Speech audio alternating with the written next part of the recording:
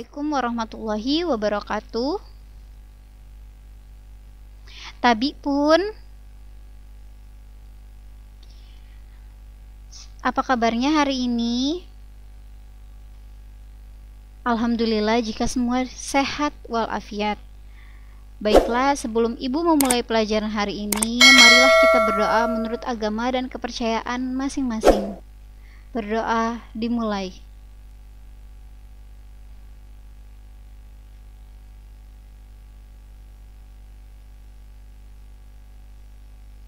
Berdoa selesai. Sebelum memulai pelajaran, sebaiknya kalian mempersiapkan buku dan pena untuk mencatat hal-hal dan pokok-pokok yang penting yang kita pelajari hari ini. Baiklah, Ibu akan mengulas kembali materi pelajaran kita minggu lalu. Minggu lalu kita telah belajar tentang cerita rakyat dan tentang peralatan tradisional masyarakat Lampung. Ada yang masih ingat tidak? Cerita rakyat apa yang kita pelajari minggu lalu?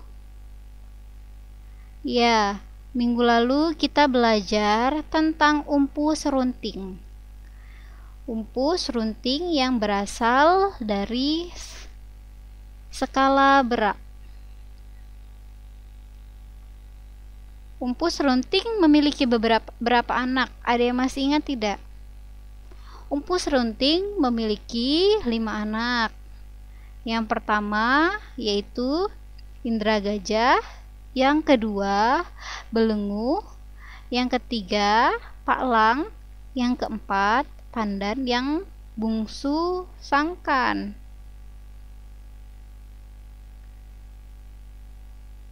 Di cerita umpu serunting ini, pada zaman dahulu, di kerajaan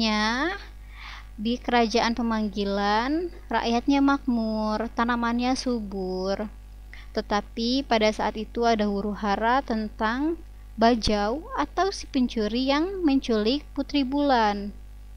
Jadi indra gajah menyelamatkan putri bulan bersama paklang, dan adiknya yang kedua belenggu disuruh untuk mengamankan kampung. Tetapi adiknya yang keempat dan kelima tidak terlihat, yang bernama pandan dan sangkan. Saat indra gajah menyelamatkan putri bulan bersama paklang, ternyata pasukan bajau atau pencuri datang ke kampung mereka atau ke skala berak untuk mencuri. Tidak hanya mencuri, mereka juga membakar rumah-rumah warga. Di saat itu, belenggu atau adik indra gajah bingung, dia tidak bisa melawan si pencuri tersebut karena mereka sangat kuat dan sangat banyak. Jadi belenggu membawa anak-anak, orang tua dan kakek-kakek pergi mencari tempat pemukiman yang lebih aman. Setelah itu belenggu menyuruh orang kepercayaannya untuk menemui indra gajah dan menyampaikan apa yang telah terjadi. Tetapi anehnya, di antara pencuri-pencuri tersebut ada 2 adiknya, yang bernama pandan dan sangkan. Mereka terlihat akrab sekali dengan pencuri-pencuri tersebut. Saat indra gajah datang ke skala berak, indra gajah tidak bisa berkata apa-apa lagi. Dia hanya sedih karena melihat desanya yang hancur lebur. Saat itu indra gajah punya inisiatif untuk pergi, dan paklang pun sama. Jika indra gajah pergi, beliau juga pergi. Setelah itu indra gajah paklang pertama yang pergi ke Wai Pengubuan. Setelah itu indra gajah yang pergi ke Wai Umpu. Dan sekarang keluarga indra gajah masih banyak yang di Wai Umpu. Setelah itu kemarin kita belajar tentang peralatan tradisional masyarakat Lampung. Ada yang masih ingat tidak? Apa saja sih peralatan yang digunakan pada zaman dahulu? Pada zaman dahulu beda dengan zaman sekarang. Peralatan yang masih digunakan masih sangat tradisional dan bisa jadi buat sendiri. Seperti bubu, kawil, penyait, tombak, bedil, kayo, cumbung, kecandung, bengunang. Ada beberapa peralatan untuk menangkap ikan, menangkap hewan buruan, untuk memasak nasi, ataupun memotong kayu. Nah, hari ini kita akan belajar tentang memahami percakapan. Jadi, di sini siswa atau kalian dapat memahami percakapan tersebut dan dapat berdialog dengan menggunakan bahasa Lampung. Yang kedua, kita akan memahami daur hidup masyarakat modern, atau kita dapat tahu apa sih peralatan modern yang kita gunakan sekarang. Kita akan belajar tentang percakapan antara Qasim dan Budin. Sim, jemo nya hagamit bandar dalom? Qasim menjawab, jama sapa niku mitsan? Nyak sayan, niku haga nutuk. Haga, kidang yak ngomong pai jama bunda, kata Qasim. Budin, bundamu hagu mulang jak menggalah. Qasim, yu, kidang ayah panggung di Menggala, datuk ja ayahku kong sihat. Api keperluanmu di bandar dalom? Tanya Qasim. Budin menjawab, nyak di kayun, ayah ngantar ko undangan. Qasim bertanya, dalih nyak ngancani mikung ngantak undangan, nyak haga ngakung mulan duku. Duku jak kebun bakasmu yu?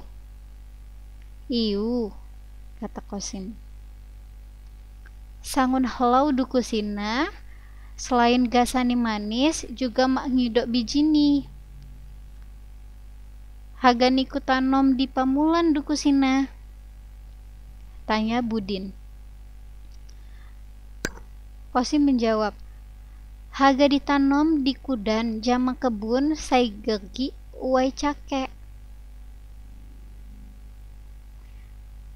Jemoh kam setungguan dipa, nyak nyusul niku di lambau gawo, kata Qasim.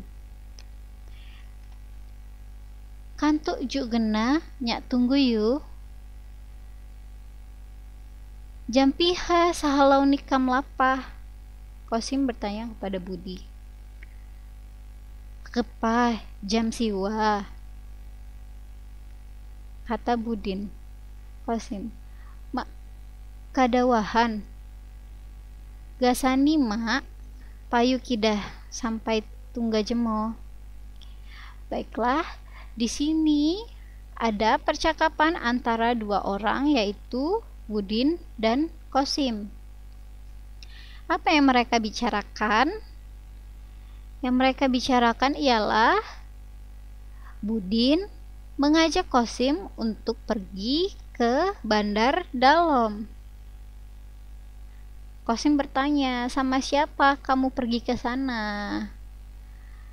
Budin sendirian. Makanya Budin bertanya kepada Qasim, apakah dia mau ikut? Apakah kamu mau ikut? Qasim ragu. Dia mau, tapi dia harus bertanya dulu kepada ibunya. Kata Budin, apakah bunda kamu sudah pulang dari Menggala? Iya, kata Qasim, tapi ayah saya masih di Menggala karena kakek dari ayah saya masih kurang sehat. Qasim bertanya, apa keperluan kamu pergi ke bandar dalam? Budin menjelaskan bahwa dia pergi untuk mengantarkan undangan.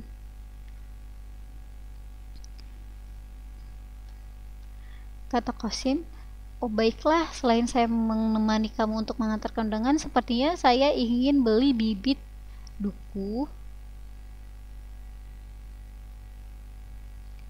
Tuh, Budin nanya, "Oh, duku dari kebun bekasmu ya?"